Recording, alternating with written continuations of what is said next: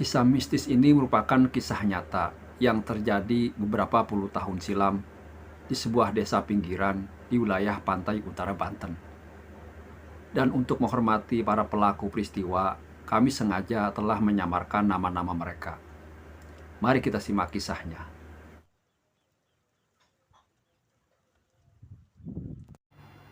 Hampir setahun ini, Yudis, sahabatku, hanya mampu berbaring menyedihkan di tempat tidur. Sisa hidupnya sepertinya hanya akan dia habiskan dengan erangan kesakitan yang keluar dari mulutnya yang pencong dan penuh luka menjijikan. Bahkan luka itu juga menjalar di sekujur tubuhnya. Bau anyir sangat menjijikan menebar ke seluruh ruangan kamar tidur Yudis. Dia hanya berteman kepedihan serta penderitaan yang seperti tak berujung. Nyaris tak ada yang sudi mendekati Yudis, kecuali hanya aku yang sesekali datang membawakan makanan dan minuman untuknya. Selebihnya, aku sendiri sangat jijik mendekatinya. Kau taruh saja makanan itu di depan pintu kamarku, Ilham. Biar aku nanti sendiri yang mengambilnya, kata Yudis suatu ketika. Sepertinya dia pun sadar bahwa aku hanya berpura-pura tidak jijik melihat keadaannya. Hidup sendiri penuh siksaan lahir batin membuat Yudis hanya bisa meratap dan menyesali nasibnya. Mungkin dia sadar penyebab semua ini, tapi mungkin juga tidak. Aneh, kian hari tubuhnya dipenuhi koreng bernanah yang tak henti-hentinya merembeskan darah seperti keringat. Tentu saja sakit dan amat perih tiada terkira. Istri yang dia harapkan akan mampu mengurus penderitaannya telah berpulang mendahulunya. Begitu juga anak dari ketiga kelahiran bayinya. Tak seorang pun diberi umur panjang lebih dari setahun. Mungkin ini hukum karma. Hanya para tetangga yang iba saja yang selama ini membantunya.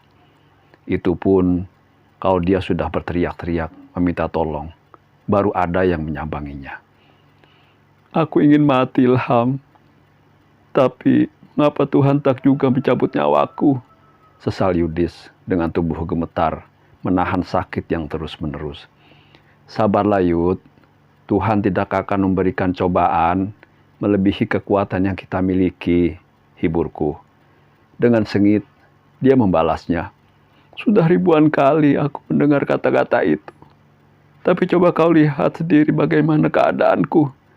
Penyakit keparat ini tak pernah berhenti menyiksa aku. Aku hanya terdiam, merasakan betapa hancurnya perasaan sahabat yang ku kenal beberapa puluh tahun silam.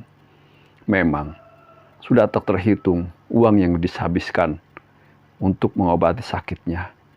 Dia telah berobat mulai dari dokter sampai orang pintar, yang tak terhitung jumlahnya, hingga meludeskan semua harta bendanya. Menurut analis medis, Yudhistira menderita sakit gula yang sudah sangat parah, hingga dokter pun angkat tangan. Paranormal pun geleng-geleng kepala, tak sanggup mengobatinya. Tidak sampai di situ saja penderitaannya. Lewat teriakan keras, mulutnya menganga lebar, dan mata melotot seolah ingin loncat dari kelopaknya.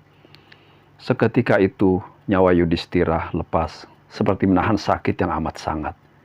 Aku tak kuasa menahan tangis melihat proses kematiannya yang sangat tragis itu. Tapi itulah pilihan yang diinginkan oleh Yudis. Dia telah pasrah menahan sakitnya dan dia ingin segera mati. Tapi penderitaan Yudis rupanya belum lagi sirna. Saat jenazahnya akan dimakamkan, terjadi peristiwa yang sangat heboh. Hari itu ketika jasad Yudhistira yang amis terbungkus kain kapan akan diturunkan ke liang lahat. Entah kenapa tiba-tiba tubuh kaku itu seperti sangat berat ratusan kilo, sehingga menimpa dua orang di bawahnya. Begitu pula yang di atas, ikut terjerembab masuk ke liang kubur yang sempit itu. Oleh karena itu akhirnya jasad Yudis terinjak-injak oleh para penguburnya sendiri. Aneh, padahal tubuh Yudis kurus kering, tinggal kulit balut tulang. Tak satu pun para pengubur dan pelayat mengetahui penyebab apa yang terjadi dengan jasad itu. Setahu mereka, semasa hidup dan sebelum penyakit terkutuk itu menyiksanya, Yudis adalah orang yang sangat baik dan pemurah. 7 hari setelah kematian Yudhistira yang menyedihkan itu, secara tak sengaja Ibu Hana, tetanggaku, melihat keanehan di sekitar makam Yudhistira yang kebetulan terletak di pinggir areal makam dekat jalan umum yang banyak dilalui orang. Sebagai penjual kue basah, Ibu Hana setiap hari memang melewati jalan itu. Berangkat subuh pulang siang dari pasar di kota kecamatan. Ini dia lakukan demi membantu ekonomi keluarga, karena sang suami hanya sebagai buruh tani yang tak tentu penghasilannya. Pagi menjelang siang itu, Ibu Hana pulang sendiri dari pasar, karena dagangannya paling habis duluan, terjual dibanding sesama penjual lainnya. Namun, ketika sampai di seberang TPU, Ibu Hana berhenti sejenak, mengamati sekitar makam Yudhistira yang nampak aneh. Entah mengapa, pohon-pohon di sekitar makam itu nampak layu dan mati. Bahkan, 2 pohon kamboja cukup besar di samping makam seperti layu, dan sebagian daunnya jatuh berguguran, kering. Aneh, kenapa pohon itu di sekitar makam itu pada mati? Batin Ibu Ana. Dia menjadi takut dan segera berlalu pulang. Sampai di rumah Ibu Hana, mengadukan hal ini kepada suaminya, Pak Darto.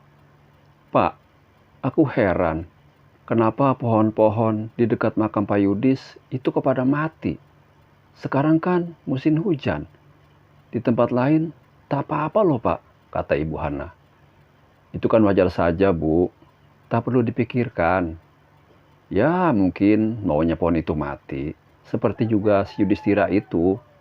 Semuanya yang ada di dunia ini kan pasti mati Bu, jawab Pak Darto sekenanya. Setelah melihat keganjilan itu, Ibu Hana kerap kali mengalami mimpi yang sangat aneh. Beginilah cerita dalam mimpi yang berkali-kali hadir dalam mimpinya. Pagi buta itu dia baru saja pulang dari pasar ketika lewat di dekat pemakaman. Wanita yang agak tambun itu berlari sekuat tenaga di tengah hujan badai dan guntur menakutkan. Beberapa kali ia terjatuh. Dia juga menjerit-jerit meminta tolong karena dikejar makhluk-makhluk kecil seperti bocah dengan tampang beringas dan membawa cambuk yang terbuat dari api yang membara. Makhluk-makhluk kecil itu berjumlah belasan. Itu seolah menjadikan Ibu Hana sebagai buruannya. Aneh, ketika berlari tiba-tiba Ibu Hana melihat sebuah pohon aneh yang akarnya berada di atas, sedangkan daunnya di bawah. Setengah putus asa, Ibu Hana berlindung di balik tembok pagar pemakaman itu. Dan anehnya lagi, dia melihat makhluk-makhluk kecil itu beramai-ramai menyerang pohon terbalik dengan cemetinya. Api dari cemeti-cemeti itu membakar hingga daun-daun pohon terbalik itu hancur menjadi api. Bu Hana tak menghiraukan keadaan dirinya. Namun yang membuatnya ngeri yaitu ternyata bocah-bocah aneh itu tak mengeroyok dirinya, melainkan pohon terbalik itu. Anehnya lagi, ternyata pohon itu menjerit-jerit menahan sakit dan memohon ampun, seolah hidup seperti manusia. Sebagian daun itu mulai hancur menjadi api, sedangkan batangnya berlumuran darah. Yang lebih mengejutkan lagi, suara jeritan itu seperti sudah dikenal Ibu Hana. Ya, itu suara erangan tetangganya, Yudhistira. Menyadari hal itu, Ibu Hana ikut menjerit-jerit. Dia baru sadar ketika sebuah tepukan di pipinya mendarat yang tak lain tamparan suaminya. Ibu Hana terbangun dengan napas terengah-engah dan peluh membasahi badannya. Begitulah mimpi aneh yang dialami Ibu Hana selama beberapa malam. Dia menceritakan semua keanehan yang dialaminya itu padaku untuk mengetahui apa sebenarnya yang terjadi. Aku mengajak Ibu Hana ke rumah Kiai Qodir, tokoh tertua di desaku. Bersambung, Assalamualaikum warahmatullahi wabarakatuh.